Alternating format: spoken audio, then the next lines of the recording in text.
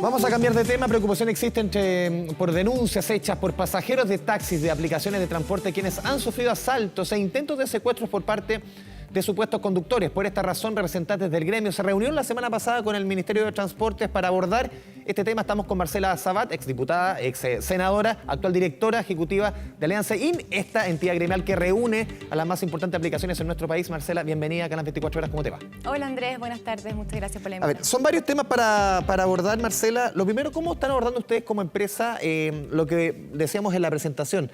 Estos casos de violencia que hemos visto, de asaltos, sobre todo se han concentrado muchas denuncias hechas públicas en la comuna de Huechuraba, por ejemplo. ¿Cómo lo asume usted? Sí. Quizá el caso más llamativo fue un joven de apellido Stephens, que él ha apuntado mucho a una empresa en particular que es Uber, diciendo que aquí prácticamente a él no se le ha respondido de acuerdo, prácticamente como si se hubiera subido otro auto en el fondo. ¿Cómo lo asume usted? Bueno, como gremio, primero que todo empatizar con estos casos, que los condenamos, creemos que son sumamente graves y ese caso en particular está en tribunales de justicia, está investigándose y por supuesto que en términos de gremio cada una de las aplicaciones hoy día estamos trabajando en conjunto para poder con la Subsecretaría de Prevención del Delito generar medidas, ojalá que sean en base a la tecnología y lógicamente a medida que vaya transcurriendo el tiempo también mediante el reglamento que hoy día nos tiene muy preocupados y ocupados también en esa materia. Claro, porque el tema del reglamento, claro, uno veía, sobre todo la discusión en otros países, la ley Uber, era sobre cómo al final había que reglamentar Uber. Tenía que de alguna forma legalizarlo, hacerlo que se funcionara en nuestro país y en todas partes del mundo porque ya no se podía detener. En el fondo es una realidad que llegó para quedarse. Pero aquí este es otro elemento, que es el tema de seguridad. ¿Cómo lo abordan ustedes? Bueno, nosotros como gremio vemos la legislación, por cierto, y la regulación como una muy buena noticia, pero creemos que hay ciertos procesos que deben ser más cuidadosos, en particular el reglamento. Y el reglamento tiene varias cosas que nosotros nos tiene preocupados en materia de desempleo, particularmente por todos los conductores que quedarían fuera, y quizás eso podemos conversarlo, pero en materia de seguridad, sin duda, lo que más nos interesa es poder insertar en algo que nosotros tenemos, que es la tecnología. Y ahí, en el reglamento queremos hacer algunas modificaciones. Por ejemplo, lo que tiene que ver con el distintivo. Hoy día establece el reglamento una especie de distintivo para cada uno de los automóviles y nosotros creemos que es importante que ahí haya tecnología para que haya más datos y la persona que vaya a acceder, por ejemplo, al conductor pueda tener esta verificación. Saber que el conductor es el conductor. Y además que cuando hay tecnología de por medio es más difícil la falsificación. Entonces, en ese punto en particular, creemos que hay que hacer modificaciones al borrador actual en materia de tecnología, de seguridad, por cierto. Y todo lo que tiene que ver con seguridad, estamos atacando distintos puntos. Queremos generar un convenio con Carabineros de Chile, por ejemplo. Ya tenemos un pequeño convenio con algunas municipalidades. Queremos ampliar esto, ojalá a las regiones también, para que podamos generar persecución, por ejemplo, de las cuentas falsas que existen. Nosotros tenemos esa información, pero no podemos perseguirla. Entonces, queremos hablar con Fiscalía para que esa persecución a esas cuentas falsas al menos se haga y no vuelvan a crear cuentas falsas, que es uno de los grandes problemas probablemente. Sí, Marcela, hablemos de la ley Uber. Ustedes se reunieron la semana pasada con el ministro de Transporte. Sí. Él fue bien claro, estaba leyendo una entrevista en el diario La Tercera hace algunos días, dice: estas empresas se han instalado en el país sin ningún respaldo legal. Es momento de fiscalizarlas y equiparar la cancha. Después entramos a los elementos en particular que lleva este reglamento, por ejemplo. Bueno, las empresas en general, las que son socias de Alianza IN, llevan más o menos 10 años en el país. No solamente tienen oficina, tienen RUT, tienen actividad, pago de impuestos hace más o menos 10 años, sino que también han participado de los debates legislativos, de los debates de los reglamentos. Entonces, decir que están de forma ilegal probablemente es por el transcurso de lo que ocurrió en todos los países, pero han estado establecidos en Chile ya casi 10 años. Entonces creo que quizás esa mirada es un poquito tajante respecto de cómo además se ha hecho el pago de impuestos. Hoy día efectivamente hay una legislación laboral desde el año pasado y también una ley que habla del aspecto más regulatorio y un día un borrador del reglamento que buscamos modificar.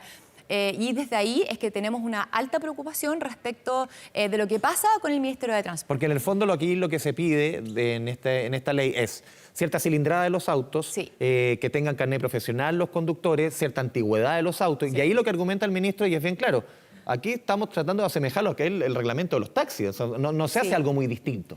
Sí, mira, Andrés, aquí la principal preocupación es por que si el reglamento llega a estar vigente como está hoy, el borrador finalmente, quedarían desconectados del sistema en forma automática 100.000 conductores. O sea, 100.000 familias quedan sin ingresos mensuales, sin la posibilidad de complementar un sueldo, sin la posibilidad de generar ingresos si es que se quedaron sin un empleo formal. Y en ese sentido, nosotros creemos que hay que hacer ciertas modificaciones. Tú mencionabas la cilindrada. Ese es alguno de los aspectos, porque no solamente tiene impacto medioambiental, ¿cierto?, mientras más cilindrada tenga, sino que además genera una desconexión de muchos automóviles que hoy día están casi el 80% queriendo pagarse. Por lo tanto, también hay un impacto en el sistema financiero muy fuerte de estas 100.000 personas que quedarían fuera. El desempleo, estamos estimando, si estas 100.000 personas quedan desconectadas del ecosistema de las aplicaciones, aumentaría en un medio punto. Creemos que en este minuto, en el contexto que estamos, no estamos para Pero darnos ese lujo. ¿qué se debe priorizar? Porque aquí el argumento que uno recoge, por lo menos de la autoridad, es la seguridad. Sí, sin duda que sí. De los clientes en el fondo y también de los conductores, obvio. Por ejemplo, que tengan licencia profesional y otras, o sea, ¿qué se privilegia? ¿El empleo o la seguridad de los conductores? O la seguridad de la gente en general. Yo creo que uno puede hacer las dos cosas al mismo tiempo. Lo que pasa es que aquí hay un criterio de igualar el ecosistema de las plataformas con los taxistas. Y nosotros creemos que son sistemas distintos. Por lo tanto, poner la misma vara es un poco complejo. ¿Por qué son distintos? Uno piensa desde afuera, se dedican a transportar gente. Sí, ¿Cuál es la diferencia? Porque lo particular de este ecosistema es el dinamismo. Entran y salen probablemente conductores sin una regularidad. Muchos que trabajan 2 horas diarias, otros 5, otros que dicen una semana no trabajo. Entonces, la flexibilidad laboral de nuestros conductores es muy importante. Y si nosotros, por ejemplo, congelamos el registro, que es lo que quiere hacer este reglamento, dejamos solamente una cantidad de conductores que van a ser los que están actualmente registrados y no van a poder entrar probablemente nuevos. Lo que además genera un problema en la competencia. Hay aplicaciones nuevas que tienen solamente conductoras mujeres, por ejemplo. ¿Cómo lo hacemos para que entren más mujeres a esto? Aquí, en términos de perspectiva de género, que tú sabes que a mí, yo tengo un principal foco con eso. El 90%, desde que soy parlamentaria, el 90% de las mujeres que trabajan en aplicaciones probablemente va a tener que salir del ecosistema. ¿Qué porcentaje? El 90%. Y aquí, en las plataformas... ¿Y eso sobre todo debido a cuáles de los elementos del reglamento dices tú que, o argumentan ustedes que le pega sobre todo a las mujeres? Particularmente el tema de los automóviles, porque además la están cilindrada pagando, y el la año. Cilindrada, la antigüedad, porque además están pagando esos automóviles, por lo tanto generaríamos un problema para esas mujeres que no van a poder seguir pagando ese automóvil, y además el tema de la licencia profesional.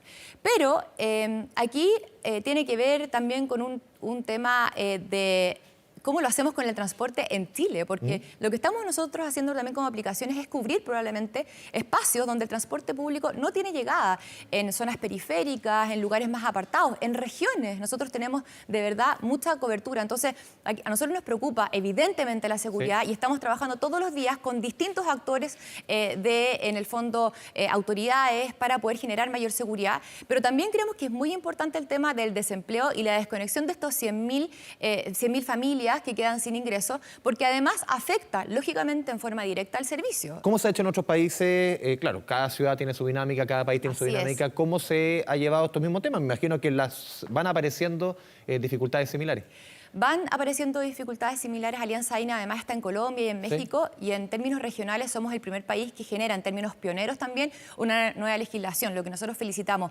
Pero creemos que es importante que los procesos, así como se han hecho en otros lugares, se hagan de acuerdo a los contextos que se están viviendo y en forma cuidadosa. Y por eso es que nosotros esto se viene negociando hace rato, no es algo de hace... Es primera vez que se sientan pero, las tres aplicaciones con... Pero la ley Uber no la viene escuchando hace una buena cantidad de años. Pero este reglamento en particular tiene normativas que hoy día van a generar muchos problemas. Y es por eso que nos sentamos con el ministro de Transporte. No se había generado esta instancia, no se había generado una instancia de conversación con las empresas cara a cara, digamos, y el ministro. Se había hecho una consulta pública de 15 minutos en forma unilateral, por online, entonces muy distinto, y nosotros pedimos una instancia formal de trabajo. No se nos dio en términos claros, se nos dijo que íbamos a tener una instancia, pero sin detalles, y eso es lo que estamos esperando ahora. Porque la ley comenzó a funcionar en el año pasado. Es del año pasado, claro.